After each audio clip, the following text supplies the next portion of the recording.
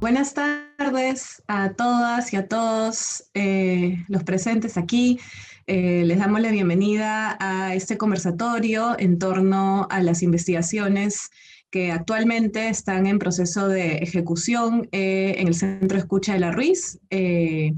Y bueno, yo solo quería comentarles más o menos cómo va a ser la dinámica de este espacio. Bueno, primero me presento, ¿no? Yo soy Gabriela Gutiérrez, soy la coordinadora del proyecto del Centro de Escucha. Acá me acompaña Diego Otero, que es docente y supervisor también del proyecto. Y bueno, también nos apoya en varias actividades en torno al mismo. Ambos vamos a exponer, ambos somos los ponentes de este espacio. Primero voy a pasar yo y luego le voy a dar el pase a Diego y vamos a culminar con alguna ronda de preguntas o comentarios que tengan en torno a lo que vamos a presentar. Entonces, denme un minutito que les comparto mi pantalla para que puedan ver.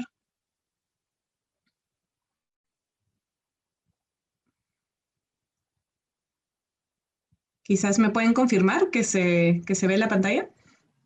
Sí, sí se ve. Genial. Sí. Bien. Entonces, como les comentaba, la idea es presentar dos investigaciones que tenemos en marcha. Previamente a eso, acá está un poco el esquema de lo que vamos a mostrar el día de hoy, ¿no? Para nosotros era muy importante que antes de propiamente entrar a las investigaciones y a los temas que se han planteado, comentarles un poco sobre qué es el Centro de Escucha de la Ruiz, y luego contextualizar la historia de la investigación en el Centro de Escucha de la Ruiz, ¿no? Esto es importante para que también comprendan el sentido en el cual y el contexto en el cual se gestan ambas investigaciones. Y porque también, al ser parte de un proyecto social que tiene obviamente otras áreas en relación a la labor que realizamos, para que también aquellas personas que quizás no estén muy familiarizadas con ese proyecto también tengan una base previa y ya luego entramos a las investigaciones. Entonces, primero, el Centro de Escucha de la Ruiz, ¿qué es? Bueno, quizás varias personas hayan escuchado de nosotros, sea por la página web o las redes sociales, o quizás también por el boca a boca en la universidad, ¿no? Quizás porque en algún momento han visto publicidad sobre esto y demás, ¿no? Lo que nosotros queremos resaltar de esto es que el Centro de Escucha de la Ruiz es un proyecto social de específicamente la Escuela Profesional de Psicología de la Universidad Antonio Ruiz de Montoya, y está basado en el modelo del Centro de Escucha de los San Camilos de Madrid. Entonces nosotros empezamos esta labor, ¿no? A partir de este modelo que se sitúa en el modelo de atención individual a través del counseling, o lo que también se conoce como relación de ayuda, que está en el marco de la psicología humanista de Carl Rogers, ¿no? Entonces, esta imagen que pueden ver acá es la imagen del consultorio, digamos, del espacio, del centro de escucha en la infraestructura de la universidad, cuando hacíamos las sesiones presenciales. La quería mostrar para que un poco se den la idea de en qué espacios se hacían las atenciones, ¿no? Siempre lo que hacíamos era brindar esta atención individual ubicada en un marco de intervención breve, ¿no? Es decir, nosotros como actividad central lo que hacemos es proveer de un servicio de 10 sesiones semanales de atención de 1 hora de duración, ¿no? Es decir, a lo largo de 10 semanas se plantea esta intervención con alguna persona que solicite ayuda, ¿no? Además, este espacio está pensado para que puedan acudir personas que se sientan en situación de crisis o sufrimiento por diversas razones, algunas de las que colocamos acá.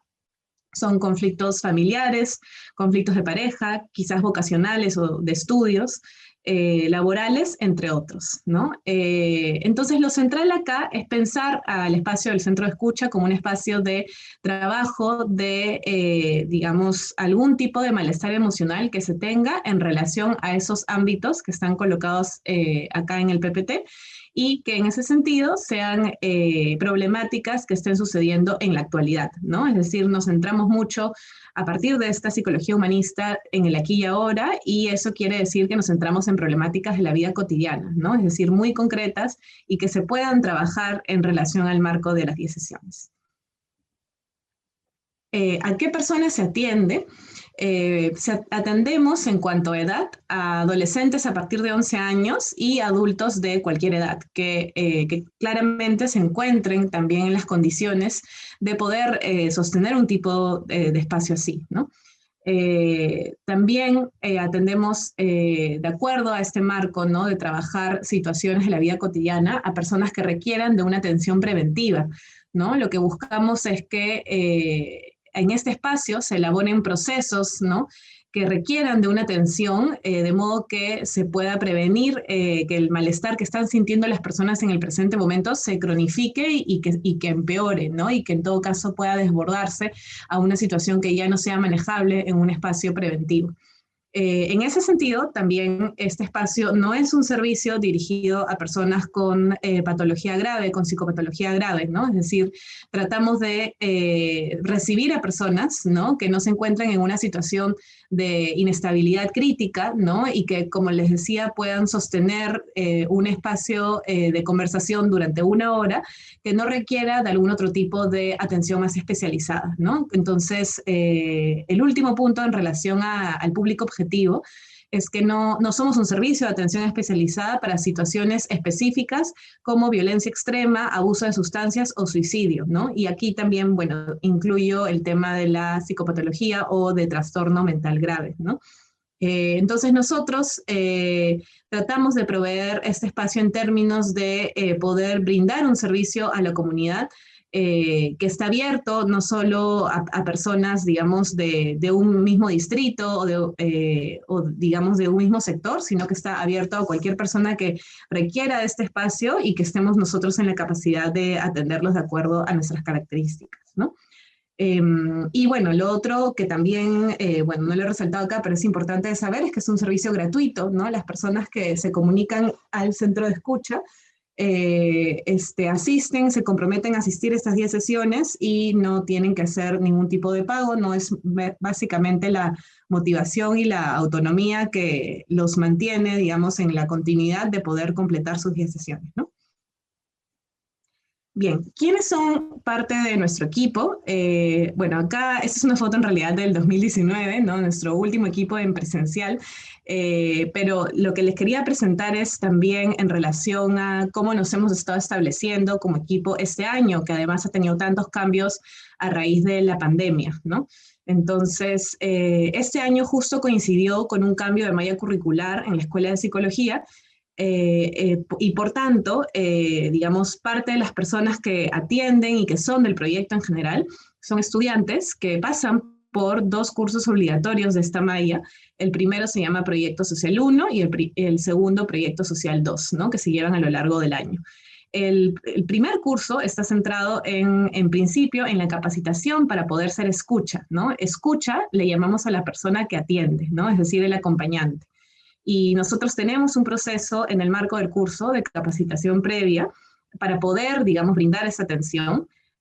No necesariamente todas las personas que forman parte del curso atienden, pero sí, digamos, intentamos hacer este proceso de capacitación para también poder comprender qué tan preparadas están las personas para poder brindar este tipo de atención y que en cuyo caso no puedan o quizás no quieran en este momento, también lo respetamos y hacemos una evolución en relación a eso, ¿no? Luego de ese momento se conforman lo que nosotros denominamos equipos de escucha, en el que está el acompañante o el escucha, ¿no?, la persona que atiende directamente a comunidad externa a la universidad, y están los miembros del equipo de escucha de esa persona, de ese acompañante, ¿no? Los miembros del equipo de escucha entonces también acompañan, ¿no? Entonces, de acuerdo a ello, es muy interesante porque siempre hay un proceso, ¿no?, y una red de apoyo que está muy presente a lo largo de estos 2 cursos, ¿no? Entonces, luego de la capacitación, ya propiamente pasamos a la atención directa en sí de los casos y a la supervisión grupal que ocurre de manera semanal. En el caso de Proyecto Social 2, se mantiene la atención, pero esta vez ya con los alumnos que, digamos, por requisito han pasado por Proyecto Social 1, entramos directamente a la atención con algunos reforzamientos también en torno a capacitación, y entramos ya más a profundidad a la supervisión grupal y también a comenzar a pensar y participar en la investigación del centro de escucha, ¿no? Entonces, ambos cursos son complementarios y ambos cursos también están, digamos, en el marco del proyecto. Además, tenemos un equipo que le llamamos equipo permanente, ¿no? Pero es, digamos, un equipo anual, ¿no? De este año, de practicantes preprofesionales y también voluntarios del Centro Escucha, algunas personas que están acá presentes también. Este año hemos tenido un total de 11 personas entre practicantes y voluntarios, que se han sumado a los esfuerzos para poder hacer que el proyecto siga adelante y, como ven, no solo en términos del área de atención en sí, sino que el área de atención requiere de una serie de otras labores, ¿no? Que quizás mencionaré de manera breve en unos minutos. Y bueno, este equipo de 12 practicantes nos reunimos semanalmente, ¿no? Los dos docentes supervisores, que somos justo Diego y yo, y conmigo, ¿no? Como coordinadora del proyecto, para precisamente poder hacer el monitoreo y seguimiento del proyecto en sí, ¿no? Bien, entonces, en relación al contexto histórico de cómo se da la iniciativa de hacer investigación en el Centro de Escucha, esto quisiera que se comprenda también en el marco de la historia general del Centro de Escucha, ¿no? Entonces, solo para que estén al tanto, nuestro proyecto inicia desde el año 2014, en que inicia la primera formación de escuchas, ¿no? Y que previamente nosotros atendíamos no en el espacio que vieron en la foto anterior dentro de la universidad, de la infraestructura de la universidad, sino que antes teníamos un convenio con la Municipalidad de Pueblo Libre y también en conjunto con estudiantes de la maestría en consejería de la universidad, y las atenciones se hacían en un espacio que allá nos dieron en su momento, ¿no? Luego esto cambia, ¿no? En 2015 se mantiene el segundo grupo de escuchas que atienden, pero también se pasa a un espacio dentro de la misma universidad, que es el que vieron en la imagen, ¿no? En marzo de 2016 hay un gran cambio en relación al proyecto, ya que en 2014 y 2015 el espacio del Centro Escucha era, o digamos, el proyecto del Centro Escucha funcionaba netamente como un voluntariado, y en el 2016 es cuando por primera vez se integra a la malla curricular de la Escuela de Psicología, por eso sale autofinanciamiento del Centro Escucha, ¿no? Y lo que había inicialmente era un curso electivo del Centro de Escucha que se daba en el primer semestre, y en el siguiente semestre, el segundo de cada año, funcionaba como un voluntariado, ¿no? Ya luego, el 2017, a partir de marzo, hay una reforma administrativa también del Centro de Escucha, y varios procesos, digamos, de cómo está entendido el proyecto cambian, y se optimizan también ciertos procesos de este proyecto. Entonces, esto para poder explicar también cómo comienza a darse la investigación, ¿no? Entonces, a pesar, digamos, de que en los años anteriores, ¿no? 2017 al 2014, ya había una atención a personas externas a la comunidad Ruiz, ¿no? Y ya se atendían los casos, se registraba la información y demás. A partir del 2017, en esta reforma administrativa, es que comienza a darse también más énfasis en la importancia de hacer investigación. Y esto comenzó a ser posible también con esta reforma, ¿no? Ya en el 2018, lo que ocurre por primera vez es que tenemos una vacante para prácticas preprofesionales, y que también comienza a haber interés para hacer tesis de licenciatura en relación al Centro de Escucha, ¿no? Además, en este año empieza un trabajo muy minucioso del trabajo con la base de datos cuantitativa del Centro de Escucha, ¿no? Teníamos, como les decía, gran información sociodemográfica, sobre todo, sobre el perfil de personas que solicitaban ayuda, ¿no? Y esto se vino registrando desde el 2014, pero inicialmente también era registrada de manera, como digamos, bien artesanal, no en un cuaderno, y que no estaba digitalizado, no estaba procesado en una base de datos, y como teníamos tanta información desde ese año, si se dan cuenta, ya como 4 años, entonces el 2018 fue un año de mucho trabajo para poder, digamos, registrar esta información cuantitativa y homologar las variables necesarias para poder procesarla y sacar cifras estadísticas, ¿no? Además, bueno, en este año realizamos un primer evento también de difusión y de conversatorio del Centro de Escucha. En el 2019 comenzamos a preparar la sistematización de experiencias, que también es un gran pendiente del Centro de Escucha e incluye tanto información cuantitativa como cualitativa. Esta es una de las vertientes de la investigación del Centro de Escucha. Además, se inician 2 proyectos de investigación del Centro de Escucha y se sustentan 2 tesis de licenciatura. Finalmente, realizamos el segundo evento, que tiene que ver con los dilemas éticos en el Centro de Escucha. Este año, bueno, varias cosas cambiaron, ¿no? Primero que se desarrollan 2 tesis de licenciatura adicionales en torno a centros de escucha en el Perú, y comenzamos a ejecutar 2 investigaciones del Centro de Escucha, que son las que vamos a presentar el día de hoy, ¿no? Y lo otro que ocurre este año, como les había comentado, es que a diferencia de los años anteriores en que se mantenía el CE como un curso electivo, esta vez se vuelve un curso obligatorio de la malla curricular, que son estos cursos de Proyecto Social 1 y 2, ¿no? Entonces también esto representa toda una reforma también administrativa, digamos, porque aumentan la cantidad de estudiantes, ¿no?, que tenemos también a disposición para poder trabajar en el proyecto. Y también, obviamente, por la misma reforma virtual, ¿no?, que hay a raíz de la pandemia, es que también se replantea la forma como se enseña el curso, cómo se capacita y cómo se organizan la asignación y la recepción de los casos, así como la atención en sí, ¿no? Que creo que también es importante y relevante comentarlo. Entonces, el 20 de marzo, el Centro de Escucha tiene esta reforma, ¿no? Virtualiza su atención frente a la situación de pandemia por el COVID-19, y esto implica, como les decía, cambios y readaptaciones en la forma en cómo pensamos el Centro de Escucha y también cómo gestionamos los procesos internos del proyecto. Entonces, a la fecha, lo que nosotros tenemos es el proyecto del Centro de Escucha pensado en función a áreas, ¿no? Esto no es algo exclusivamente del 2020 por la pandemia, esto es algo que se viene pensado desde antes, pero hay algunas particularidades, ¿no?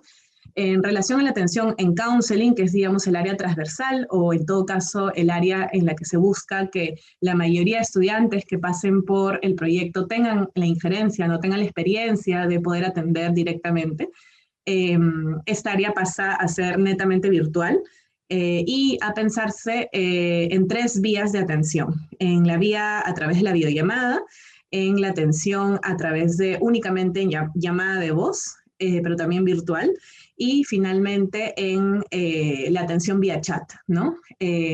Todo en el mismo marco de lo que previamente he comentado, de 10 sesiones, 10 semanas, 1 hora de duración cada sesión, pero digamos en otra metodología de alcance a las personas, ¿no? Entonces esto también generó cambios también en relación a quienes podíamos atender, ¿no? Antes solo hemos atendido a personas de Lima Metropolitana, este año también comenzamos a atender a personas de provincia y de otras partes del país, ¿no? Por otro lado, tenemos el área de prevención y sensibilización. Esta área tiene que ver sobre todo con la difusión de la misión y la visión del Centro de Escucha, así como de poder posicionarnos como un referente de salud mental frente a comunidad, digamos, país, ¿no? Esto quiere decir también poder optimizar nuestras estrategias comunicacionales, ¿no? Tanto a nivel interno dentro de la misma universidad, como externo a la comunidad o al público objetivo que buscamos, con el que nos buscamos vincular. Entonces nosotros tenemos una red social hasta ahorita, ¿no? Tenemos la página de Facebook, Centro de Escucha de la Ruiz, y ahí comenzamos también a poder tener una estrategia, digamos, entre comillas, de marketing, pero también simplemente para poder comunicar quiénes somos, qué hacemos, de qué manera lo hacemos y también poder también publicar contenido en relación a la salud mental, ¿no? Finalmente, el área de logística y organización. Esta área, como les decía, tiene que ver con la recepción, asignación y el seguimiento de los casos. Y bueno, también por ahí con algunas otras cuestiones en relación a las redes institucionales que buscamos tener a futuro. Esta área es sumamente importante, es una de las columnas vertebrales para también garantizar que la atención sea de calidad y que sea oportuna. Y este año también nos ha costado bastante porque hemos tenido muchos cambios y porque los protocolos que hemos desarrollado en función a la virtualidad, protocolos no solo logísticos, sino sobre todo éticos, ¿no?, en la atención, han ido cambiando. Pero hemos podido, digamos, establecer una forma de trabajo, creo, óptima y que en ese sentido no se vean perjudicadas las personas que solicitan esta atención y que además ha habido una demanda bien particular este año, ¿no? Y bueno, ya para adentrarme más al tema del día de hoy, el área de investigación académica, ¿no? En relación a la investigación académica en el centro de escucha, tenemos, digamos, dos vertientes que son pensadas de manera independiente hasta el día de hoy, ¿no? Tenemos las investigaciones que realiza nuestro equipo permanente, ¿no?, este equipo de practicantes, docentes, supervisores, y tenemos las investigaciones que corresponden a las tesis de pregrado, ¿no?, las tesis para obtener la licenciatura en psicología, ¿no? En cuanto a las investigaciones del equipo, nosotros empezamos, ¿no?, con esta iniciativa de, desde lo cuantitativo, poder realizar una sistematización de experiencias del centro de escucha, que ahorita también por las prioridades que estamos asumiendo este año y la pandemia, hemos dejado un poco en stand-by. Y lo que sí tenemos, que hemos mantenido todos los años desde que digitalizamos la información cuantitativa, es poder realizar informes anuales del perfil sociodemográfico de las personas que son atendidas, ¿no? En el eje cualitativo, este año, estas dos son las investigaciones que vamos a presentar el día de hoy. Yo voy a presentar la de violencia de género y Diego va a presentar la de estilos de abordaje. Y para el 2021, ¿no?, tenemos dos investigaciones que en realidad vamos a ver, digamos, cómo se dan en el proceso del próximo año, pero esto es, digamos, campo abierto para seguir explorando.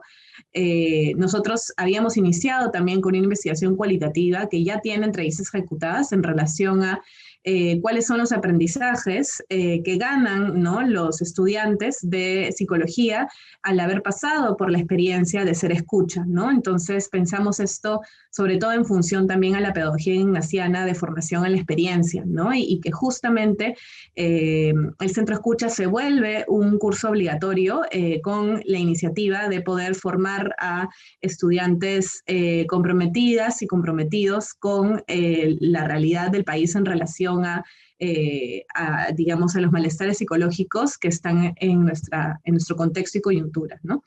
Y, digamos, la segunda investigación que ya iniciamos pensando desde este año, pero también la dejamos un poco para pensarla a posteriori, es el acompañamiento en el proceso de escucha, ¿no? Esto fue también una iniciativa de una docente que hizo su estancia en investigación en la Escuela de Psicología y específicamente en el Centro de Escucha el año pasado, que, digamos, fue parte de nuestros equipos de supervisión grupal el año pasado y que entramos en diálogo con ella para pensar en la posibilidad de rescatar la importancia del rol de la supervisión, ¿no? Eso es algo también de lo que hablaremos en relación a estas investigaciones en marcha. De otro lado, también tenemos las tesis de licenciatura, ¿no? Y acá quiero resaltar los dos ejes, cualitativo y cuantitativo, así como una opción que puede ser pensada, un par de opciones que pueden ser pensadas como quizás estudiantes de psicología que les interese hacer su tesis a partir del próximo año en relación al centro de escucha, ¿no? Entonces tenemos el eje cualitativo que tiene una tesis sustentada de Esmeralda Merma. Ella ya es licenciada en psicología. Esta tesis fue sobre percepción sobre el counseling y el bienestar emocional de personas que habían sido atendidas durante los años 2016 y 2017 en el centro de escucha. Por sustentar, tenemos la tesis de Jimena Rivas sobre el proceso de consejería desde la mirada de las personas que han asistido a un centro de escucha. Y esto que sale como opción 2021 es una opción que también en algún momento le hemos tenido abiertas para personas que les interese realizar investigación sobre el duelo y la experiencia de haber transitado una experiencia de counseling, ¿no? Entonces también es una opción abierta. Si por acá hay estudiantes de psicología que les interese, siempre el proyecto tiene las puertas abiertas para cualquier persona que quiera proponer algún tipo de tesis en relación al proyecto, ¿no? Y que se sume a los esfuerzos de investigación que realizamos en el espacio. Por otro lado, el eje cuantitativo tiene una tesis sustentada que se titula El bienestar psicológico de las personas que concluyen su proceso de atención bajo el modelo de counseling en los centros de escucha de Lima Metropolitana, de Karina Ramos Murga. Y también tenemos como posibilidad el poder trabajar el 2021 alguien en su tesis desde lo cuantitativo, capaz realizando un estudio descriptivo correlacional con el trabajo de las variables que tenemos de nuestra base de datos, ¿no? Que hasta el día de hoy no digamos, hemos trabajado a profundidad, pero es que sí puede realizarse un estudio en relación a ello también. Ay, perdón. Bien, ahora sí, pasando a la primera investigación en ejecución este año, ¿no? Esta investigación se titula Percepciones sobre la atención de la violencia de género en acompañantes del Centro de Escucha de La Ruiz. El planteamiento del problema de esta investigación surge a raíz de distintas reflexiones que comenzamos a tener al interior del equipo desde hace un par de años atrás. Lo primero es en relación a lo concreto, ¿no?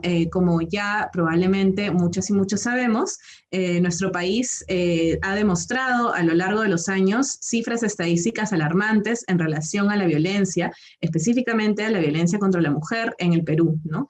Acá hay un porcentaje que en realidad es parte de diversos porcentajes en distintas zonas de nuestro país, sobre cómo las mujeres reportan e indican haber sufrido algún tipo de violencia alguna vez en sus vidas y que este porcentaje usualmente es bastante elevado, como aparece en el primer cuadro, ¿no? Entonces eso nos demuestra que estamos también frente a un contexto de poder repensar también qué es lo que requiere nuestro sistema de salud mental para poder atender a una población que no necesariamente ha sufrido ha pasado o transitado por una violencia de gran impacto, ¿no? Sino que esto ya es parte también de una violencia social y violencia estructural que atravesamos todos los ciudadanos, ¿no?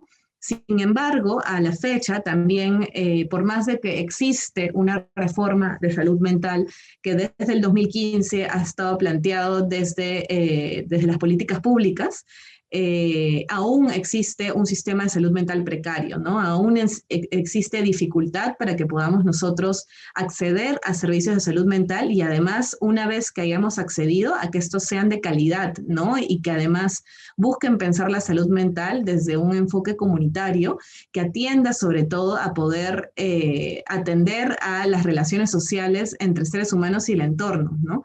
Y esto lo vemos, este nivel de precariedad lo vemos en relación al recurso humano, ¿no? Es decir, a las personas, el personal de salud en relación a la salud mental, que está disponible, digamos, al día de hoy. También lo vemos en relación a la infraestructura y también lo vemos en relación al presupuesto invertido, ¿no? Con la reforma esto ha cambiado bastante, ¿no? Y no voy a entrar a detalles en esto, pero sí es parte de nuestro contexto y de por qué vemos que esto aún sigue siendo una problemática. Ya específicamente, como equipo, lo que observábamos a lo largo del tiempo, en las fichas y en las transcripciones que nuestros estudiantes llenaban sesión a sesión en los casos atendidos, es que comienza a manifestarse un registro de acciones de violencia de género en los relatos de las personas atendidas, ¿no? Y la gran pregunta en relación a esto es cómo atendemos a nivel preventivo las secuelas de la violencia que ya están instauradas, ¿no? Esta es una gran paradoja, ¿no? Porque, como les había comentado al inicio, el centro de escucha busca ser un referente de atención preventiva en salud mental. Entonces, la gran pregunta es cómo logramos esto si las personas que nos llegan, que pueden tener una diversidad de problemáticas y que además de entre estas problemáticas la violencia es algo que tiñe todo el relato, en algunos casos de forma más grave que otros, ¿no? Pero cómo pensamos a nivel preventivo si eso es parte de una herida emocional que viene de larga data en la historia de la persona, ¿no? Entonces, eso fue como una de las primeras inquietudes para poder realizar esta investigación. Y en relación a eso también, es que a lo largo de nuestros informes anuales también vemos que existe un gran porcentaje de las personas que atiende el centro de escucha que nunca ha asistido o sido atendido en algún servicio de salud mental, o en todo caso, incluso las personas que sí lo han hecho han sido atendidas de manera muy breve, es decir, no más de 4 sesiones, y que además usualmente han sido atendidas más para objetivos de diagnóstico o de evaluación psicológica, más no de una atención sostenida en salud mental, sea a través de la consejería o a través de la psicoterapia, ¿no? Entonces, eso también es algo que, digamos, resulta preocupante y también demuestra, ¿no?, la precariedad persistente de nuestro sistema de salud mental. Y el segundo punto es que lo que sale también en estos relatos es que la mayoría no han contado sus experiencias de violencia en su entorno inmediato, ¿no? Llámese familia, amistades o pareja, ¿no? Entonces, eso también es algo como a pensar en relación a lo difícil que es hablar de la violencia, no solo, digamos, a nivel general, ¿no?, desde las políticas públicas o desde el espacio de formación, sino sobre todo desde los espacios más íntimos, ¿no? Entonces, en torno a esto, ya pasando acá al quinto recuadro, se visibiliza la necesidad de una sensibilización y capacitación en torno al tema, ¿no? Pensando en la violencia desde lo cotidiano, la violencia que además se reactualiza en distintos momentos y que conlleva a heridas emocionales que quizás no han sido del todo elaboradas, ¿no? Y sobre todo verbalizadas, ¿no? Entonces, frente a eso también nos cuestionábamos o en todo caso dialogábamos en el equipo que deberían, digamos, existir algunas estrategias tomadas durante la atención de nuestros casos, ¿no? Esto es algo que también Diego y yo vimos como pertinente desde nuestro rol como supervisores, ¿no?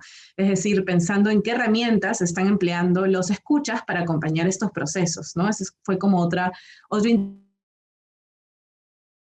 interrogante en relación al planteamiento del problema de esta investigación, ¿no? Es decir, ¿qué es lo que finalmente estamos ayudando también en los espacios de supervisión a poder emplear para sostener este tipo de problemáticas, sobre todo en los casos que han sufrido acciones de violencia bien crudas, ¿no?, en relación a sus historias de vida. Y digamos, la pregunta en torno a eso es entonces cómo acompañar también cuando la violencia se da en un espacio de confinamiento, ¿no? Y esto también ya es algo que aparece sobre todo este año, ¿no? Quiero resaltar que esta investigación se está planteando con escuchas que han atendido hasta el año 2019, en ese sentido, quienes nos relatan a partir de las entrevistas que hemos realizado sus experiencias en relación a la atención de la violencia, son personas también que tienen ese tipo de experiencias y que quizás también sea importante y se podría pensar también como una tesis, por ejemplo, el pensar cómo se atiende la violencia en el marco de la pandemia, ¿no? Y en el marco de la readaptación en la familia, ¿no?, de la convivencia familiar en función a eso, ¿no? Bien, entonces, objetivos de la investigación en ese sentido. Nuestro objetivo general fue explorar las percepciones de los acompañantes del centro de escucha sobre la atención de personas que han vivido violencia de género.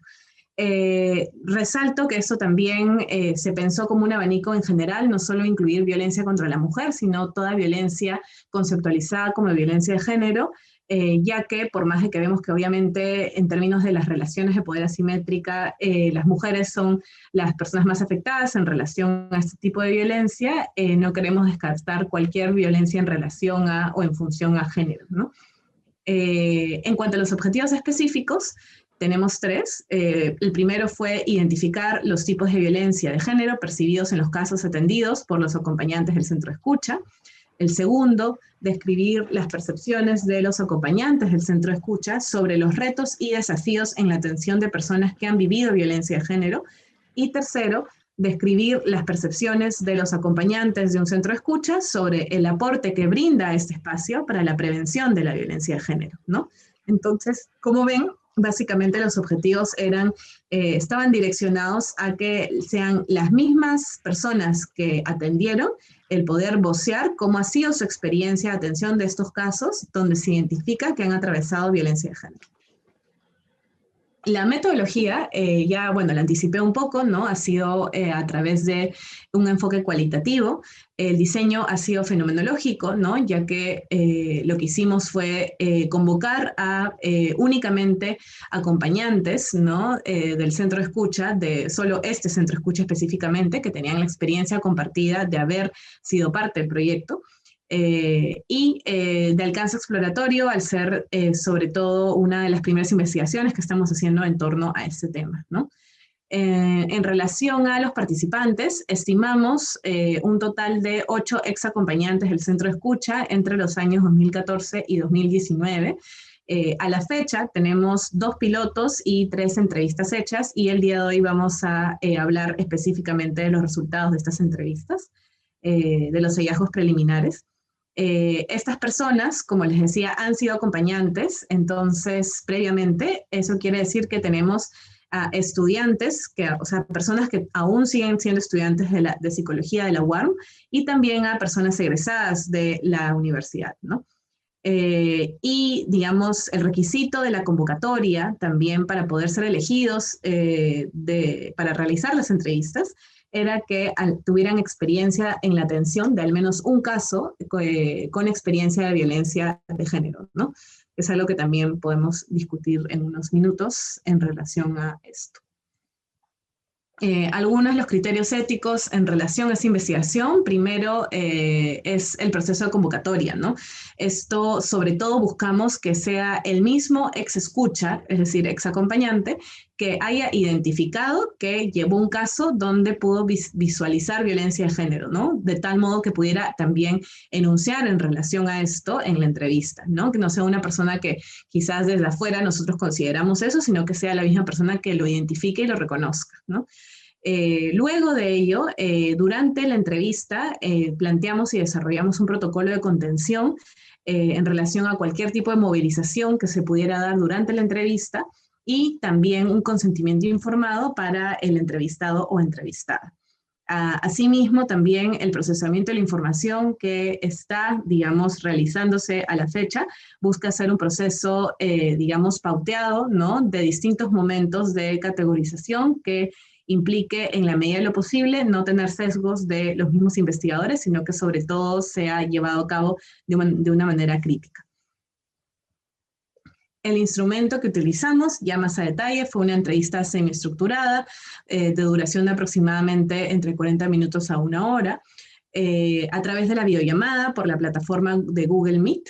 Y el proceso de validación que se dio para ese instrumento fue primero a través de jueces, desde la revisión de 3 expertos que hicieron sus comentarios al instrumento, y también del piloto en el que se realizó 2 entrevistas a ex escuchas. Las dimensiones de la entrevista fueron primero centro de escucha y counseling, que abordaba la percepción del acompañante sobre su experiencia en el centro de escucha, el proceso de acompañamiento de casos con experiencia de violencia de género, es decir, la percepción que ha tenido este acompañante de los casos que ha llevado con experiencia de violencia de género, y finalmente el abordaje del centro de escucha en casos con experiencia de violencia de género, ¿no? Entonces ya acá específicamente es hablar sobre aquellas herramientas, ¿no? Que quizás empleó en relación al abordaje y también aquellas recomendaciones que se sugiere en relación a estos casos, ¿no? En cuanto al procedimiento, primero se desarrolla una capacitación para poder conocer la herramienta y familiarizarse con el empleo de la misma. Realizar entrevistas en parejas, ¿no? Como son nuestros estudiantes quienes están atendiendo, y además estamos en un contexto de virtualidad donde también pueden suceder dificultades técnicas, ¿no? O dificultades personales que quizás no se podrían atender en un espacio presencial de la misma manera. Entonces planteamos también como parte de lo ético el que se realicen entrevistas en parejas con una persona que actúe de entrevistador directo y una persona que actúe de observador y observadora, que también servía como acompañante emocional a quien entrevistaba, ¿no? Y en tercer lugar, la transcripción, y finalmente un análisis inductivo y deductivo que se está pensando desde el análisis temático, ¿no? Entonces acá, solo para recalcar, esto lo voy a pasar brevemente, nuestro análisis de información se está planteando en 6 fases, las que aparecen ahí. Primero, poder familiarizarnos con la información, generar categorías o códigos iniciales, buscar los temas y poder revisarlos para poder plantear nuevos temas posibles luego, finalmente definiéndolos y denominándolos como tal, organizándolos para poder producir el informe final, ¿no?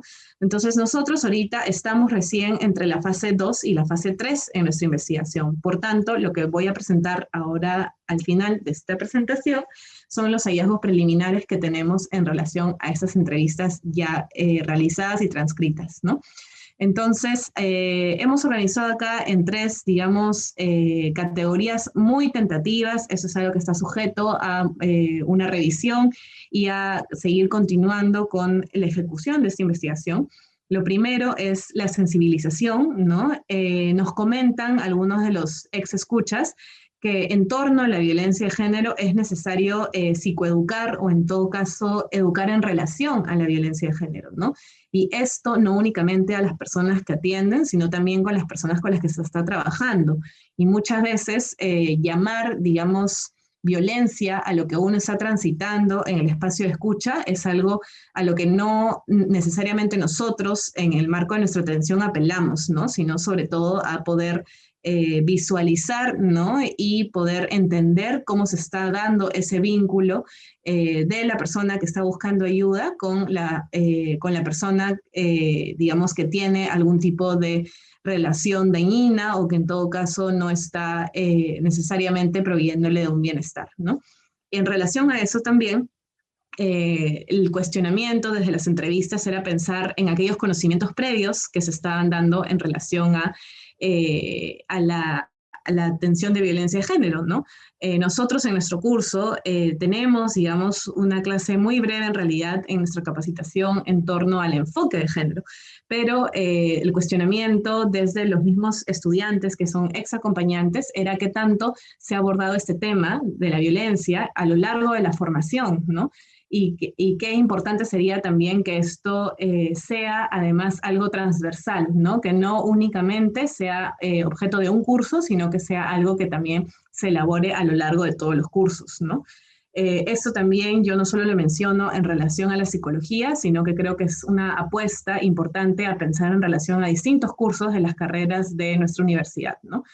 Y bueno, específicamente hablando sobre nuestra carrera, otra pregunta en relación a la parte de sensibilización es si es que nuestros escuchas han tenido experiencias de trabajo práctico en torno a ese tema, previo, ¿no? En relación, por ejemplo, a algún tipo de voluntariado o de trabajo, ¿no? Que los haya vinculado de alguna manera con la violencia, ¿no? Entonces es algo que quizás también para el próximo año nos sirve para repensar nuestra misma forma de enseñar en el curso y de capacitar a los estudiantes, ¿no? Y que es algo que ya, digamos, está al frente de nuestras caras y que no podemos obviarlo, ¿no? Que la violencia es parte de nuestra realidad cotidiana como país y que por más de que la persona quizás no tenga una experiencia cruda de violencia, por la cual, digamos, tengamos que brindar un tipo de atención más especializada o derivar el caso, igual la misma experiencia está teñida por esas situaciones, ¿no?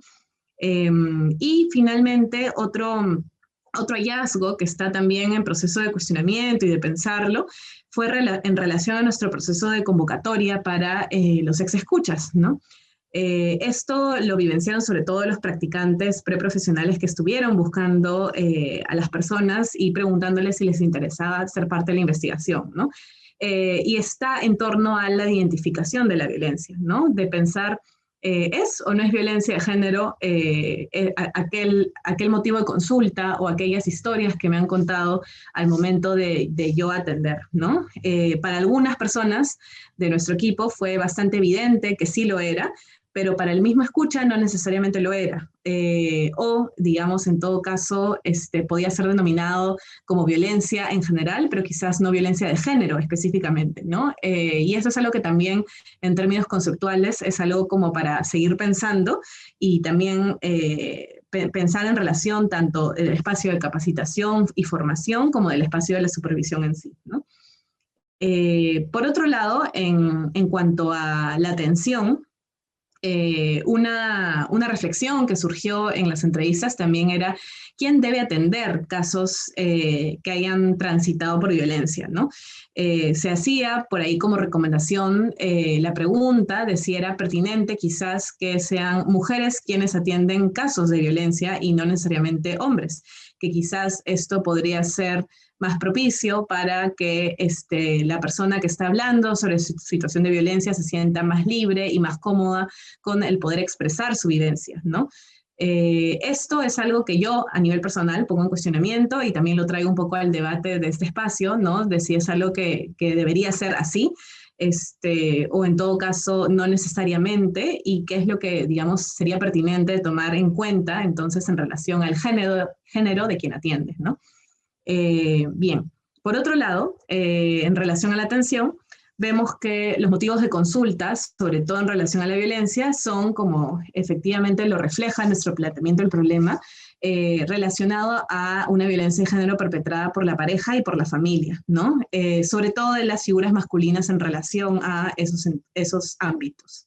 Y que en relación a esos motivos de consulta, la búsqueda de atención era principalmente, por un lado, para el apoyo en toma de decisiones para separarse de la pareja o para también elaborar el daño dentro de la pareja o de la familia, ¿no? O sea, es decir, con los niveles de afectación que uno tiene y de secuelas a raíz de la violencia, ¿no?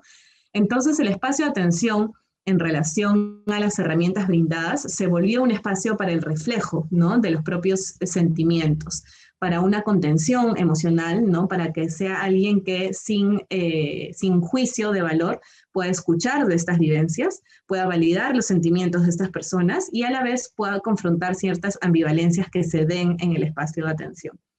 Y bueno, finalmente, ya para cerrar, el área de autocuidado, que también ha salido y siempre sale en nuestras entrevistas con ex escuchas como preponderante, porque nosotros tenemos los grupos de supervisión grupal que he comentado, ¿no? Es decir, Proyecto Social 1 tiene sus grupos de supervisión, Proyecto Social 2 tiene sus grupos de supervisión y el grupo de practicantes y voluntarios también tiene un grupo de supervisión, ¿no? Y específicamente en los cursos, al día de hoy, lo que nosotros tenemos son estos equipos de escucha que, como les había comentado, mezclan tanto a personas que están atendiendo y acompañando directamente, como personas que acompañan indirectamente al caso atendido, pero acompañan directamente a quien está atendiendo, ¿no? Puede sonar un poco enredado, pero solo para que quede súper claro, todas las personas en el centro de escucha inevitablemente están acompañando a alguien, ¿no? Y eso es un espacio de autocuidado vital para la formación del futuro psicólogo y psicóloga, ¿no? Entonces, algo que resaltaban en relación al grupo de supervisión es que escuchar situaciones de violencia sufridas en el pasado o en el presente tiene impactos en el acompañante, ¿no? En relación a su estabilidad emocional. Y esto tiene que ser claramente reconocido para que esta persona que está realizando la escucha pueda tener espacios personales de contención, ya sea en psicoterapia, desde la escucha misma de su entorno, de su entorno inmediato, ¿no? Familia, amistades, pareja, o también a través de actividades recreativas que le permitan también disipar de lo que se ha elaborado y trabajado en el espacio de atención, ¿no? Entonces, volvemos a resaltar esto como vital en relación a cualquier tipo de atención directa a personas en psicología, ¿no? El autocuidado es necesariamente importante para que precisamente no solo la persona es la que atiende esté estable, sino porque esto también garantiza, digamos, el compromiso ético con las personas a quienes atendemos y por tanto la calidad en la atención, ¿no? Entonces, bueno, en relación a esta primera investigación, eso sería lo que yo tengo por comentar. Ahora les dejo con Diego Otero, que va a comentarnos sobre la segunda investigación en este espacio. Gracias. Gracias, Gaby. Buenas tardes con todos. Bueno, voy a compartir la presentación para contarles un poco sobre la segunda investigación de la que Gaby ya introdujo brevemente. Un momento. Bueno, entonces, esta segunda investigación implica introducirnos en la forma como los escuchas o las escuchas trabajan en sus procesos, ¿no es cierto? Partimos de la idea y también de la curiosidad y del interés relacionado a cómo es que las personas en la atención individual en general, en realidad no solamente en los procesos de escucha, sino también en los procesos de atención como las psicoterapias, cómo los profesionales también van desarrollando estilos propios, ¿no es cierto? Estilos personales. Cosas que no necesariamente se enseñan dentro de la formación técnica digamos, de cualquiera de las escuelas psicológicas o psicoterapéuticas en las que uno puede formarse, pero sin embargo, desde algunas investigaciones se señala que son también importantes, si no vitales o esenciales, en los mismos procesos de mejora y de desarrollo, ¿no? Entonces, nos preguntábamos cómo en el centro de escucha también podía suceder una cosa así. Nos interesaba acceder y conocer, ¿no es cierto?, adelantándome un poco a los objetivos, cómo es que los escuchas y las escuchas dirigían sus propios procesos desde también, digamos, su propia subjetividad. Entonces, algunos antecedentes que nos ayudaban a pensar también sobre estos, o a introducirnos también en esta exploración, ¿no es cierto? Dos de estos antecedentes ya los ha comentado Gaby brevemente, los ha mencionado cuando hablaba un poco de las partes de investigación del centro de escucha, ¿no? Una es la sistematización de experiencias del centro de escucha, donde resalto tres cosas que me parecían importantes traer al inicio también, en el momento en el que nos planteábamos esta investigación sobre los estilos de abordaje de los escuchas y las escuchas, ¿no es cierto? Es interesante cómo en esta sistematización de experiencias, que fue muy amplia, ¿no es cierto?, y abarcó muchos aspectos de la experiencia, ¿no es cierto?, de los escuchas, desde la formación, la misma experiencia durante las sesiones, la relación en los equipos de supervisión, entre otras, como, por ejemplo, se logró construir un propio estilo de atención de parte de los estudiantes. Es decir, los estudiantes comentaban que existía esto del propio estilo, sin que la sistematización profundizara demasiado en ello. Este era un antecedente importante sobre el cual nos parecía importante, valga la redundancia, seguir explorando, ¿cierto?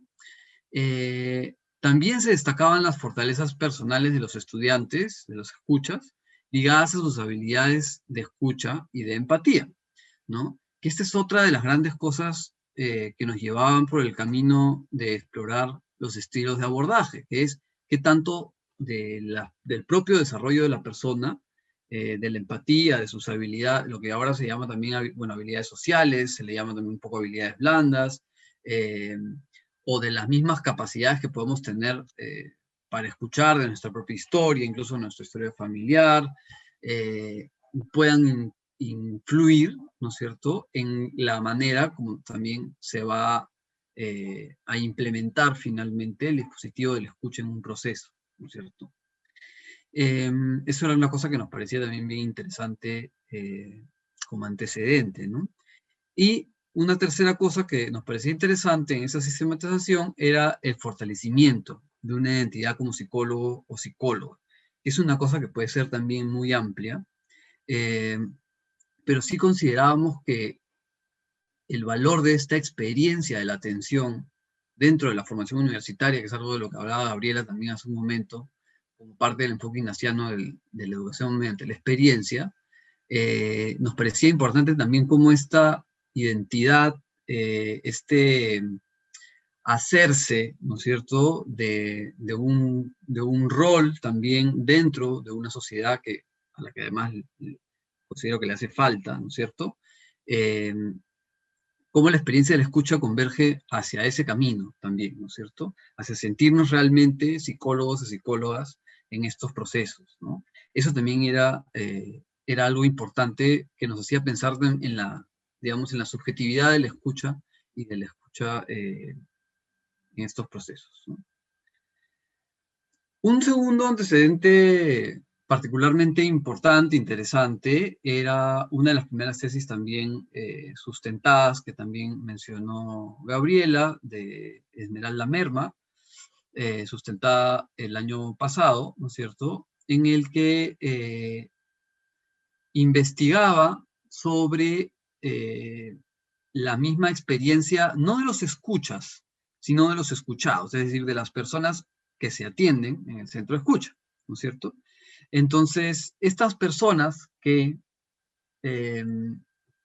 culminaron un proceso de escucha de las 10 sesiones, fueron entrevistadas y hablaron de las personas que las habían atendido, evidentemente, de sus experiencias, y resaltaban cosas muy interesantes que nos hacían también preguntarnos cuáles eran las cosas más importantes, las cualidades más importantes, y finalmente las formas en las que los escuchas hacen su trabajo, su labor en el centro, que converge finalmente a que los escuchados, las personas que se atienden, tengan una buena experiencia. Y no solamente una buena experiencia, sino una experiencia, digamos, que les ayude, ¿no es cierto? Que puedan superar, que puedan mejorar algunos temas que traen, que puedan ver en algún sentido algún tipo de mejora en su bienestar, ¿no es cierto? Entonces, resaltaba una cita de ese trabajo de Esmeralda Merma, que dice, ¿no?, la actitud del consejero, en este caso el escucha, ¿no?, generó una relación de apertura, acogida, motivación, y los escuchados, las personas que se atienden, se han sentido comprendidos. La relación de ayuda se reforzó por el uso de la mayéutica, quizás porque a través de ese método se estableció una forma muy particular de relación, donde no hay superior ni inferior, sino comprensión para que los participantes saquen lo mejor de sí mismos. A mí me parecía muy importante esta cita porque en algún sentido nos habla del el mundo subjetivo en el momento de la atención, ¿no es cierto? Y de cómo, más allá de una técnica en específico, una cosa tan humana como la acogida, como la apertura, ¿no es cierto?, como un ejercicio mayéutico, ¿no?, puede ser fundamental en finalmente la experiencia y la mejora de una persona que se está atendiendo, ¿no? Y cómo estas cosas, que son tan subjetivas, muchas veces tienen más que ver con las cualidades propias, ¿no es cierto?, y con los propios estilos también de las personas que se atienden, ¿no es cierto? Entonces nos interesaba rescatar un poco todo esto, estudiarlo un poco más, evidentemente también pensando en seguir enriqueciendo nuestro proceso también de capacitación, ¿no es cierto? Entonces, nos planteábamos esta investigación de la siguiente manera, ¿no? Describir las percepciones de un grupo de acompañantes psicológicos, escuchas, sobre sus propios estilos de abordaje, ¿no?, en los casos atendidos en el centro de escucha de la Ruiz. ¿Ok? Entonces, básicamente lo que se plantea, ¿no?, adelantándome un poquito, es explorar en la misma experiencia de los escuchas, de las personas que ya han pasado por el centro de escucha, cómo es que ellos reconocen en sí mismos algunos estilos de abordaje, algunas maneras en las que han atendido en el centro de escucha para poder sistematizar ello y poder tener una mejor descripción y también en alguna medida comprensión de ello, ¿no? Nos servían también para esta investigación, evidentemente, un concepto interesante asociado a todo esto, que es el estilo personal del terapeuta. ¿Okay? El estilo personal del terapeuta se considera como un conjunto de características personales que cada terapeuta pone en práctica en la sesión de psicoterapia y que se expresan disposiciones, rasgos, actitudes que todo terapeuta pone en evidencia en su ejercicio profesional. Hago aquí una pequeña pausa para también mencionar que el trabajo que hacen los escuchas en el centro de escucha no es un trabajo psicoterapéutico propiamente dicho, sino lo formamos en el counseling y en la relación de ayuda, ¿no es cierto? Sin embargo, este concepto asociado del mundo de la psicoterapia nos sirve también para pensar en estos estilos, ¿no? Y claro, esta es una teoría que evidentemente viene de otro lado y nos sirve como una referencia, pero hace, y digamos, toma como importante, por ejemplo, qué tanto un terapeuta puede ser más rígido o más libre al momento de llevar su proceso, es decir, qué tanto se atiende a las reglas, qué tanto tiene una estructura muy clara de los momentos de cada sesión, o, por ejemplo, deja más a libre albedrío lo que pueda pasar en la sesión. Y eso es algo que en breve vamos a ver en algunas de las citas que he recogido para presentarles de las entrevistas que ya se han realizado, como también se puede ver algunos escuchas también rescatan eso como una cosa propia, ¿no? Que tanto estructuran la sesión, por ejemplo, ¿no? Por otro lado, qué tan directivos pueden ser al momento de hacer sus intervenciones, ¿no? Qué tanto se puede dar, digamos, un consejo o una indicación de manera precisa, ¿no? O una tarea de manera precisa, versus la posibilidad de más bien dejar abierto, ¿no? el camino para que la persona pueda ir encontrando algunos insights, ¿no es cierto? Algunos aprendizajes de lo propio que va desarrollando a través de las sesiones, ¿no? Entonces, es algo muy diferente. Claro, evidentemente esos estilos personales en la psicoterapia o también en la escucha van a estar fuertemente influenciados por la corriente teórica, eso no debemos dudarlo. Sin embargo, sí reconocemos y la investigación reconoce que incluso dentro de un mismo, de un mismo universo teórico técnico, ¿no? O de un sistema psicológico, ¿no es cierto? De una corriente psicológica, también existen esas diferencias, ¿no es cierto? Y eso es algo que también en el mundo psicológico lo reconocemos bastante. Entonces, más allá de la misma técnica y de la misma teoría, sí es importante revisar persona a persona, ¿no es cierto? Finalmente, cómo es que lleva a la práctica lo que ha podido desarrollar desde lo teórico y finalmente cómo se relaciona también, entre otras cosas, con sus pacientes, o en este caso con sus escuchados, ¿no?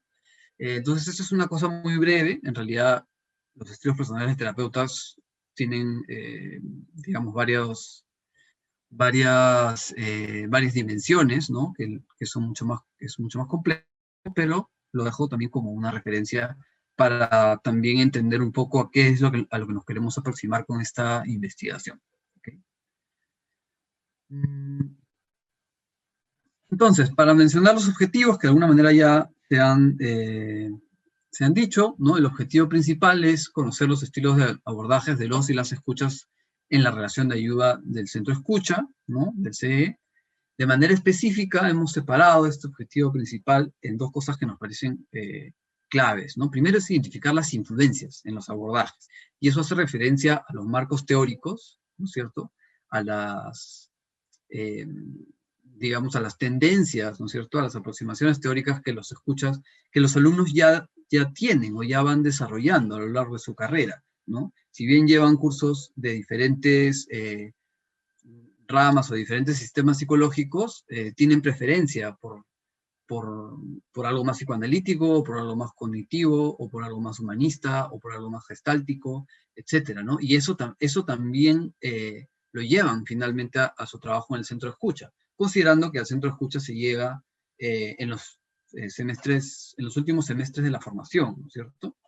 Entonces, sí nos parecía importante identificar qué cosas son digamos, las influencias más importantes en ese sentido, desde lo teórico, pero también desde las experiencias anteriores que hayan podido tener los escuchas y las escuchas antes de ser parte del centro, ¿no? Por ejemplo, los voluntariados que hayan podido hacer, los trabajos que hayan podido realizar de diferentes, hay personas que han trabajado, por ejemplo, con niños en diferentes voluntariados, o que han trabajado con grupos de jóvenes, de adolescentes, cómo han trabajado en grupo, etcétera. Todo ello va a influir, o pensamos que puede influir, en el abordaje que finalmente tienen al llegar al centro de escucha. Mucho más si es un aprendizaje por intermedio de la experiencia, que cala más en la persona y en la subjetividad de cada uno, y que finalmente eso va a devenir en un estilo propio o más particular, ¿no es cierto?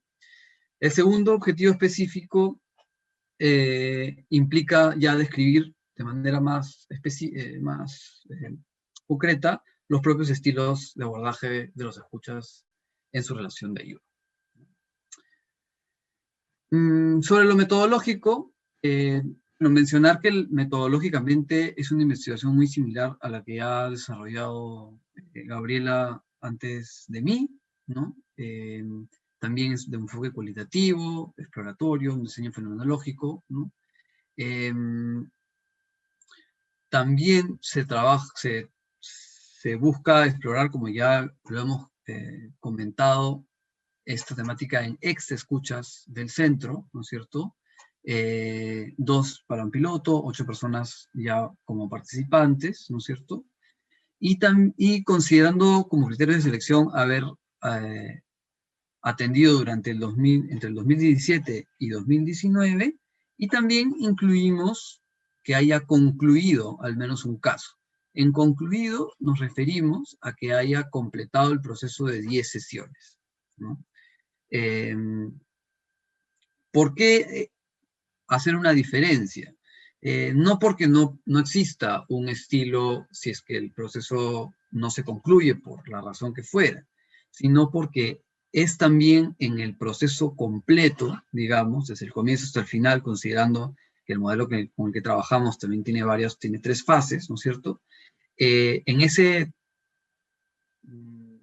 tiempo, ¿no es cierto?, en ese proceso, también se van desarrollando diferentes momentos que implican también diferentes técnicas, diferentes aproximaciones, implica también un desarrollo del mismo estilo, ¿no? Entonces buscamos justamente captar la riqueza de todo el proceso, ¿no? Teniendo en cuenta que haya pues concluido con las 10 sesiones, ¿no es cierto? Eso es respecto a la metodología, ¿no?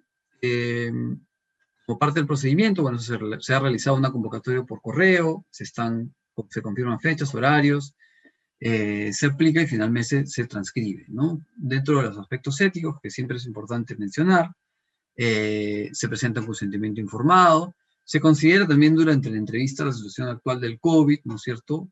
Manteniendo pues respeto por las preocupaciones, la expresión de las emociones de los participantes respecto al momento que también estamos viviendo, ¿no? Y por supuesto un protocolo de contención que siempre se debe tener en cuenta en este tipo de investigaciones, ¿no?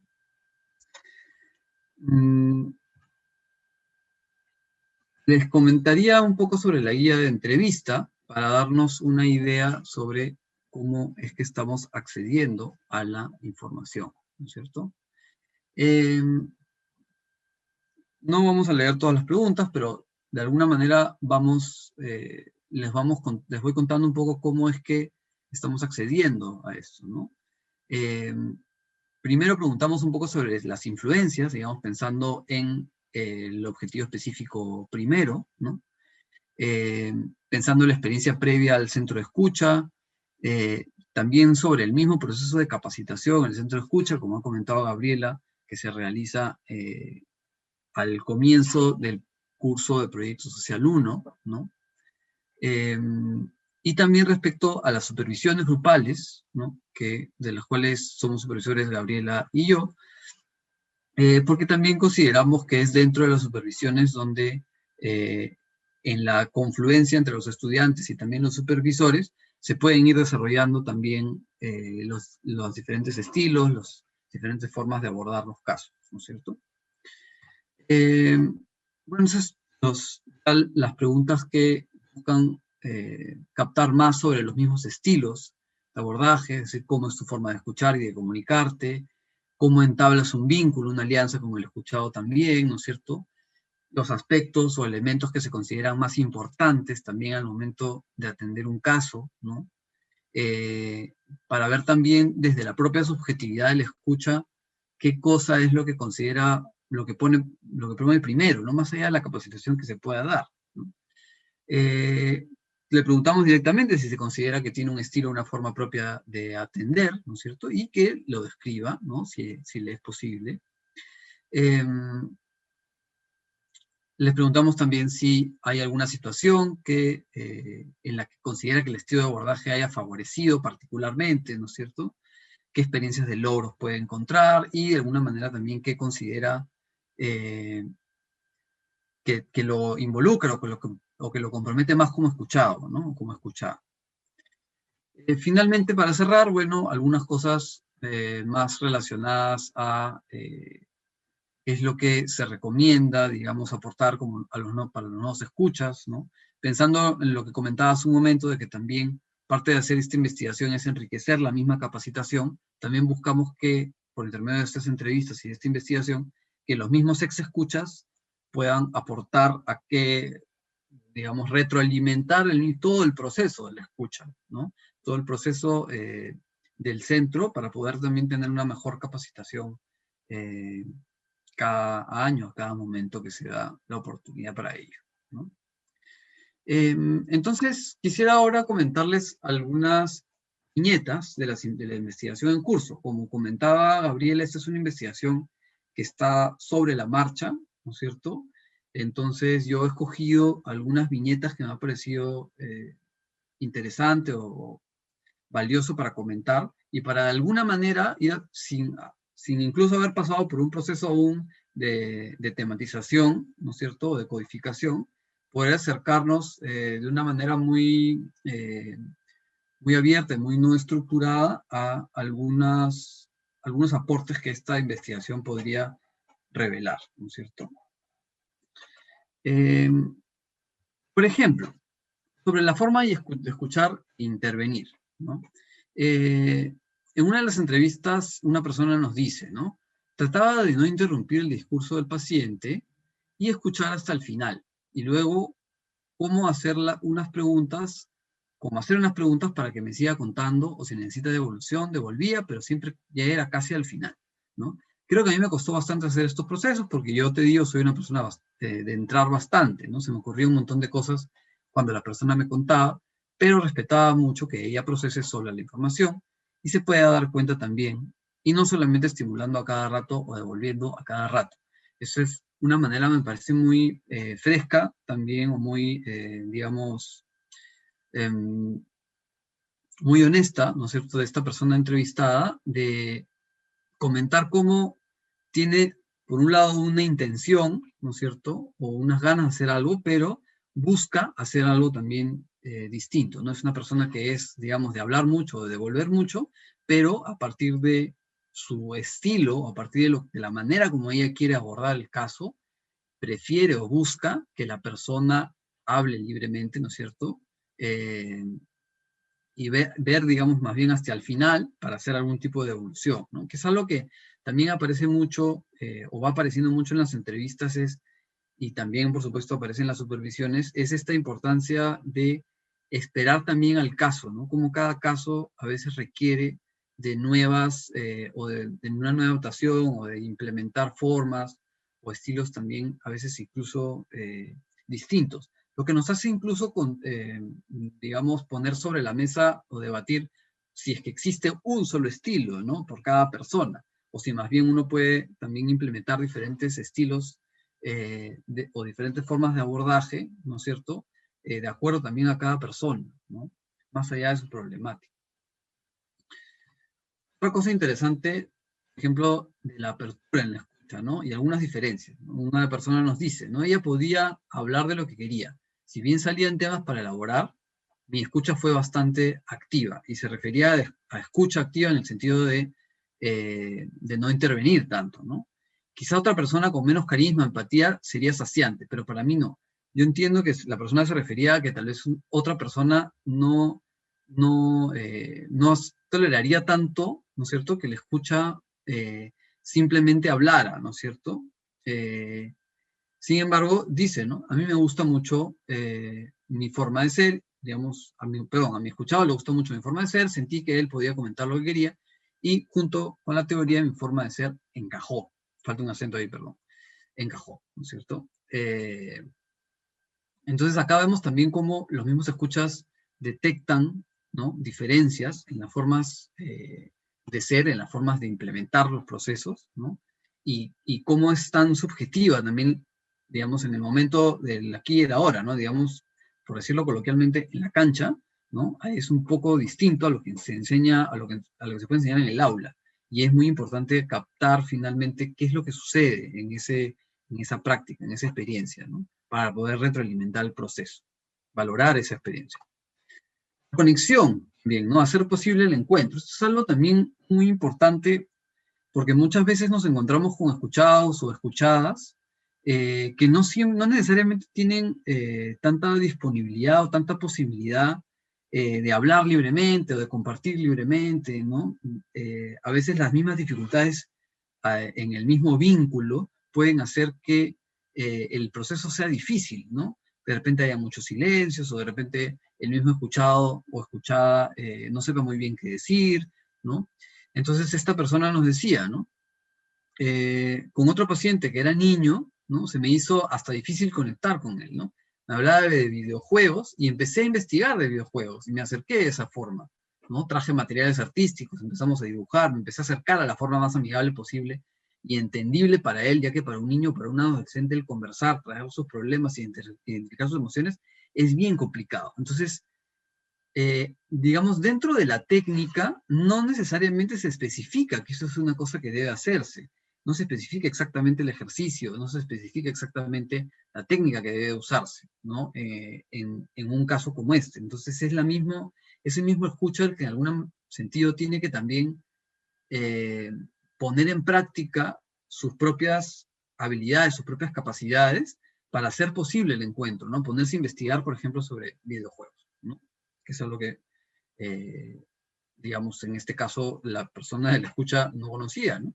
Y es algo que tiene que hacer. De repente, una persona con otro estilo lo hubiera podido captar de una manera totalmente diferente, ¿no? Pudiera haberlo captado, digamos, desde otra forma, ¿no? Entonces, esta misma persona decía, especificaba un poco después en la misma entrevista, ¿no? Hacer un dibujo, traje masa, plastilina, empezamos a dibujar, a pintar sus personajes favoritos de los videojuegos, ¿no? Es una manera como la técnica se va poniendo en práctica y se va también recreando en el mismo espacio, ¿no? Y decía, a partir de eso, le empezaba a contar mientras dibujaba, ¿no? Mientras hacía el muñeco, me empezaba a contar sus problemas. Entonces, nuevamente, como esta forma propia de la escucha es lo que finalmente hace posible el encuentro, y esa es la forma propia o particular que queremos ir captando en esta investigación, ¿no? Por otro lado, el manejo también de la ansiedad y del silencio, ¿no? Nos decía esta persona, ¿no? Es vital más que todo tener paciencia y saber manejar la ansiedad. Parece fácil, pero no lo es, porque me di cuenta que en la misma escucha a veces la persona se queda callada y no hay la necesidad de decir algo, es necesidad de esperar, de querer responder y no poder decir algo, ¿no? Eso en parte, la paciencia también, encontrar la forma de llevar la sesión de una manera correcta, que el paciente se sienta cómodo, ¿no?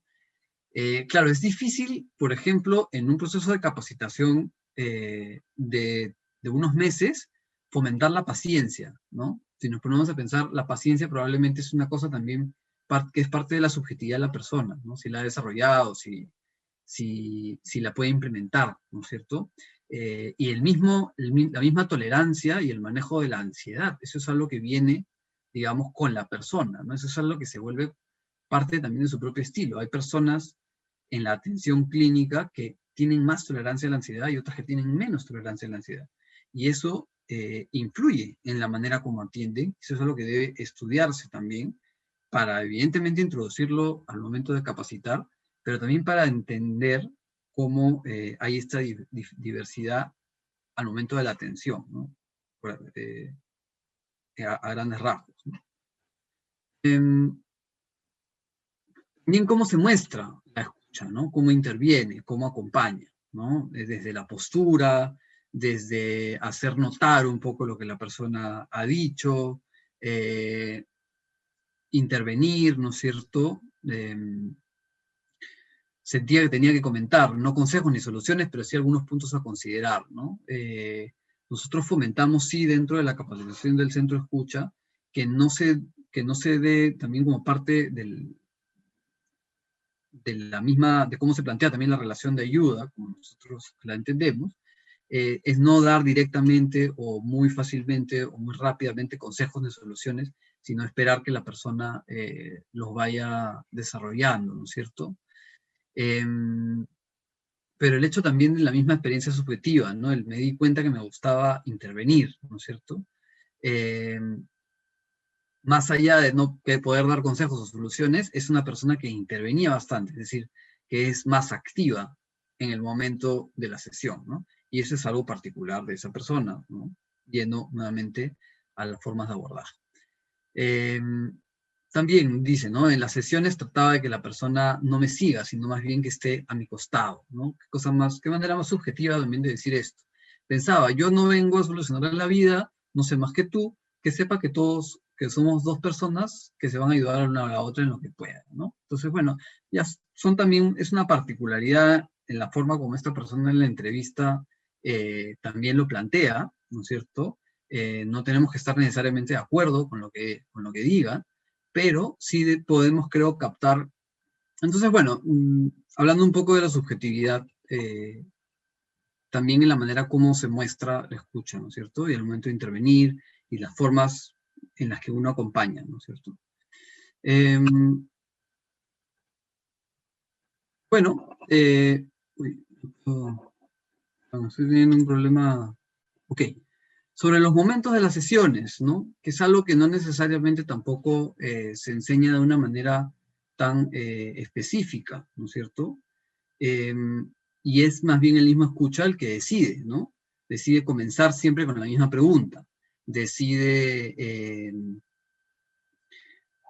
por ejemplo, captar lo que pasó la sesión anterior, comenzar desde lo que pasó la sesión anterior, recapitular, ¿no es cierto?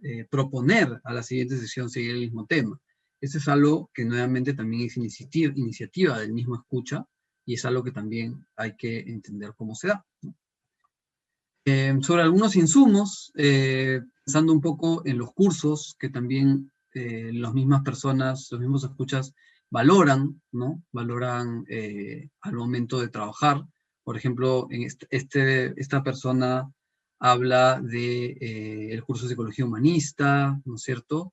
Habla de técnicas de entrevista como algo importante, habla de ciclo vital, ¿no es cierto? Entonces, claro, esto también nos hace pensar cómo pensamos esos cursos también a partir de lo que los escuchas y las escuchas están finalmente recogiendo al momento de este trabajo tan práctico y tan en la cancha que les proponemos en el centro de escucha. Entonces, bueno, eso es algunos puntos que estamos integrando, que estamos elaborando, todavía pensando, ¿no? Seguiremos integrando y pues muchas gracias. Y hasta aquí llego con los comentarios sobre cómo estamos avanzando en esta investigación. Voy a entonces dejar de compartir pantalla. Y me parece, Gaby, de acuerdo a lo que habíamos comentado, que sería este el momento de recibir pues preguntas, comentarios, abrir un poco el panel para conversar sobre todo esto que hemos venido contando. Sí, es la idea. Si es que alguien tuviera alguna pregunta o comentario, les escuchamos o leemos por el chat también. Una consulta. Hola, Jenny. Hola, Gabriela. Escuchaba lo que ustedes han ido recopilando, que como información me parece súper valioso. ¿Han ustedes visto o conocen de otras experiencias de investigación parecidas que hayan? Porque algo importante que ha surgido en este tiempo del COVID es los centros de escucha. y de repente hacer de esta investigación, que es de repente solamente de la Ruiz, algo que se enriquezca y que no sé si se plantea algo más grande. Sé que otras universidades de Auskal también tienen este tipo de experiencias que han sido en este tiempo importantísimos. ¿Ustedes han pensado en algo de esto? Primero, ¿o cuánto tiempo tiene planificado esta investigación aquí en la Ruiz? No sé si lo han visto por allí, porque esta es una realidad que no solamente, obviamente, es de la Ruiz, esto es algo más nacional e incluso es algo internacional. Y creo que investigaciones como estas pueden no solamente aportarnos a nosotros como universidad, sino que puede ser una investigación que puede apuntar para algo mucho mayor. Sí, sí, Jenny, de hecho agradezco mucho el comentario. Creo que particularmente pensando en lo que ha sido este año, ¿no? Hemos tenido que tomar una serie de decisiones en tanto a nuestras expectativas como proyecto, ¿no? Qué tanto podemos crecer, ¿no? Qué tanto trabajamos con lo que tenemos, ¿no? Pero sobre lo que dices, yo creo que recién se está viendo la posibilidad de tejer alianzas que permitan a nosotros ampliar la mirada de investigación, ya no solamente a lo local, ¿no? Sino como tú dices, con otros espacios que también estén brindando atención. Y sobre eso yo pensaba que, digamos, este año, habiendo tantas readaptaciones en nuestro equipo, ¿no? En la cantidad de personas manos que nos han ayudado para poder hacer esto y de simplemente también poder sostener la demanda, ¿no? Que digamos, yo no les he presentado sobre las estadísticas de quiénes llegan, con qué problemáticas llegan, cuántos llegan, ¿no?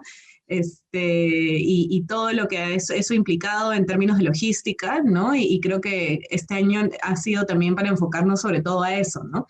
Entonces, yo creo que para el próximo año se pueden hacer muchas cosas en relación tanto a estos temas como para plantear una investigación como conjunta, ¿no? Como tú dices, con la red, ¿no? Y en fin, ¿no? Y sobre todo específicamente ya obviamente transitando el 2020 y teniendo toda esta experiencia, poder pensar cómo ha sido la atención en relación a específicamente contexto pandemia, ¿no? Creo que sobre todo Diego, por ejemplo, tiene más experiencia en eso directamente, ¿no? Porque estás trabajando, ¿cómo se llama? Psicólogos contigo, ¿no? Y también creo que atendiendo directamente casos, quizás pueda comentar algo sobre eso, no sé.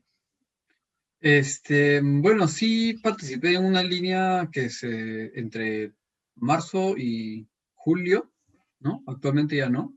Y se realizó un trabajo también de sistematización y de integración que está publicado y que, claro, es un poco distinto finalmente porque era una línea de emergencia, ¿no? Era particular, pero yo coincido mucho con tu comentario, Jenny. Creo que después de todo lo que hemos vivido también este año, y por supuesto, como bien señalas, con todas las líneas de ayuda, las líneas de soporte, ¿no? Se está hablando mucho en general de la escucha, ¿no? Como una cosa antes de la psicoterapia, digamos, como una cosa que tiene además su propia lógica, ¿no? Su propio sentido. Y sí creo que es bien importante. Probablemente también haya que hacer trabajo de sistematización, ¿no? De las experiencias y también de sistematización de las sistematizaciones. Es decir, o sea, hacer artículos de recopilación, ¿no? Comenzar a integrar, ¿no? Sí, yo creo que va a ser bien importante y sí creo que también como centro de escucha tendríamos que ponernos sobre la marcha en ese sentido. Definitivamente estoy de acuerdo contigo, Diego. Este primer año, sobre todo que ha sido de pandemia, va a ser una recogida de datos para sistematizarlas y probablemente ese sea insumo para siguientes investigaciones. Y obviamente la pandemia no termina este año, o sea, todavía, incluso aun cuando acabara el próximo año, todavía se vienen otros desafíos que el campo de la psicología, sobre todo, no va a tener, incluso no sé si tenga suficiente abasto, si ahora ya ha sido bastante difícil. Creo que se vienen grandes retos, sobre todo para esta carrera, que puede ayudar, creo yo, para hacerla crecer, ¿no? Y profundizar más las investigaciones y hacer que, como especialidad, pueda aportar mucho más en la ciencia. Yo creo, por lo menos, creo que ahora no solamente va a ser ya investigaciones incluso cualitativas, incluso probablemente van a tener que hacer este mix de quanti y quali, porque ya no es no van a ser temas locales o simplemente focalizados a un determinado lugar, sino que van a requerir un estudio mucho mayor. Así es. Sí, sí. Bien, acá, gracias Jenny. En el chat nos están comentando algunas cosas. Nora Sánchez nos pregunta, ¿qué hacen cuando es un caso de violencia extrema que, como dicen, no ven en esos casos y lo derivamos? Bueno, la respuesta a esto es que sí, ¿no? Nos ha pasado, bueno, en realidad como muy poco en relación a un caso que, digamos, requiera un proceso que no únicamente sea de atención psicológica, sino también de atención legal. En esos casos sí, la ruta sería derivar y también, digamos, determinar la gravedad del caso en relación al momento en que se está acompañando, ¿no? Supongo que lo que sí nos ha pasado en general, no únicamente por temas de violencia, sino quizás un caso que tenga una complejidad mayor, que quizás esto también se revele o, digamos, sea más evidente hacia la mitad del proceso, ¿no? Recuerden que son 10 sesiones, entonces a veces pasa que quizás una persona en confianza también con el acompañante cuenta sobre algún intento de suicidio o sobre una problemática mucho más compleja y profunda que tienen, ¿no? Y que eso no implica que, digamos, si la persona está en la quinta sesión, bueno, lo derivamos y chau, ¿no? Sino que en lo que se convierte el centro escucha en ese sentido sería en una atención complementaria a una atención más especializada que requiere la persona, ¿no? Y que obviamente incentivaríamos en ese momento a que pueda recibirla y a nosotros tratar de proporcionarles los contactos que podríamos para que culmine su atención en el centro escucha, pero que no sea, digamos, el servicio prioritario, porque sabemos que lo que necesita es precisamente una atención más específica para esos casos, ¿no? Acá Walter Razo también nos pregunta si dentro de las personas que hacen la escucha se ha presentado, se ha considerado su propia experiencia personal frente a la violencia que hayan vivido o experimentado, hechos de maltrato en su relación de pareja, etcétera, o que la hayan ejercido, ¿no? Yo creería que eso es algo que nos falta, no sé qué opinas tú, Diego, explicitar no solo en nuestro proceso de supervisión, sino también en la capacitación, porque como lo comenté en algún momento, nosotros al inicio en la capacitación en Proyecto Social 1 trabajamos el tema de enfoque de género y la importancia también de estar atentos a temas de violencia contra la mujer, pero no necesariamente es que hagamos todo un proceso de introspección personal en relación a la propia violencia vivida o ejercida, ¿no? Yo creo que eso sí sale en las supervisiones, de cierta manera, porque los casos, sea por temas de violencia o no, siempre te van a interpelar de alguna manera, sea por identificación o por rechazo, ¿no? Pero siempre va a estar vinculado a alguna historia personal y que eso también se trabaja, ¿no? Se trabaja cómo uno responde o cómo uno reacciona o qué le genera el caso que está llevando, porque precisamente nuestra propia vulnerabilidad, el trabajo con nuestra propia vulnerabilidad es nuestra herramienta de trabajo en psicología, ¿no? Y no sé si algo sobre eso quieras mencionar. Comentar que si bien se hace, como bien dices, Gaby, esta capacitación al comienzo del semestre, al comienzo del proceso, también hacemos un trabajo individual de, digamos, sí introspectivo, ¿no es cierto? De las propias, un poquito de la propia historia, un poquito de reconocer también las propias fortalezas, las propias debilidades y también los propios temas con los que un escucha o una escucha, por ejemplo, podría no sentirse tan cómodo de trabajar, ¿no? Cosa que es absolutamente lícito también, ¿no? Dentro del mundo de la atención, la persona que atiende también puede eventualmente decir, yo con este tipo de problemática no quiero trabajar porque es algo que, por ejemplo, es muy sensible, digamos, por mi propia experiencia, ¿no? Entonces, digamos que sí consideramos eso, ¿no? Y es algo que sí sucede también en la experiencia del centro, ¿no? Sí sucede y creo que es importante también considerar, ¿no? Ahora, me parece que también el comentario de Walter va más a considerar, como tú decías, Gaby, el reconocimiento de propias de experiencias que de repente pueden no haber sido reconocidas de esa manera, ¿no? Cosa que es muy interesante y creo que puede ser muy importante también reforzar el momento formativo con eso, ¿no? A partir también de lo que estamos investigando, me parece fundamental. Sí, totalmente. Acá Rosa Elena nos pregunta si toda persona del público en general puede acudir al centro de escucha de la UARM. Puede acudir cualquier persona, adolescente o adulto, con estas características, que sea externo a la UARM, ¿no? O sea, el centro de escucha lo que sí no hace es atención sea a estudiantes, docentes o personal administrativo de la universidad, sino es todo comunidad externa, ¿no? Y se pueden contactar por nuestra página de Facebook o nuestro correo del centro escucha, que también está en la página de Facebook, o por el teléfono, ¿no? Sea llamando o a través de WhatsApp. Esos son como nuestros canales de atención, ¿no? Siempre igual recalco que cuando la persona se comunica, hacemos algunas preguntas de rigor como para determinar si es que la persona es un caso que puede o no ser atendido dentro de nuestras posibilidades, ¿no? Del tipo de intervención que hacemos también. Bueno, eso. No sé si habrá por ahí alguna pregunta o comentario más. Igual hago la pregunta.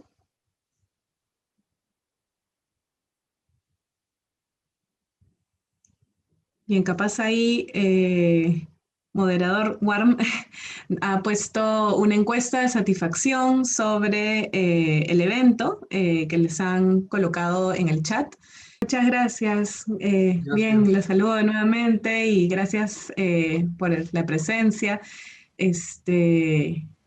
Y bueno, espero que podamos tener otros espacios de conversión también.